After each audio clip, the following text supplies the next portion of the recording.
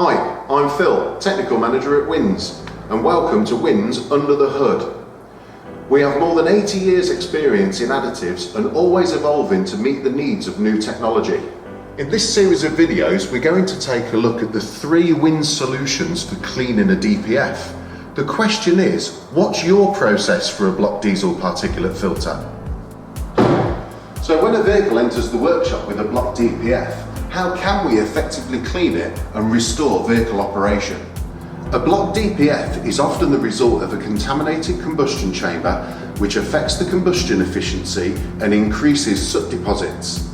The reason is fouling of the induction system or contaminated injectors causing incorrect spray pattern and fuel mixture. When a vehicle enters the workshop with a DPF issue, it's important to check the soot loading. Checking the soot loading will help you determine the right course of action and select the right cleaning solution. It's also vital that we check the oil and check the oil system for dilution.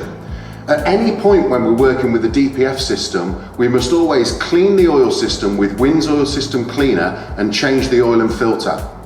The solution for soot loading up to 40% is Wynn's DPF Regenerator. When we use Wynn's DPF Regenerator, we always recommend the use of Wynn's Diesel Extreme Injector Cleaner.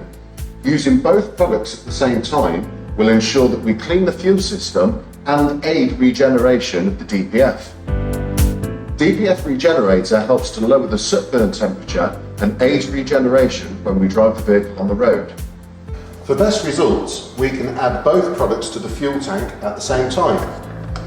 Once the products have been added, we then allow the vehicle to idle for 30 to 40 minutes. Once this is complete, we can then take the vehicle out on a road test, maintaining a speed above 45 miles per hour or 70 kilometers per hour, and regeneration will take place out on the road. For more information, visit our website www.wyns.eu or download our Wynn's Expert app.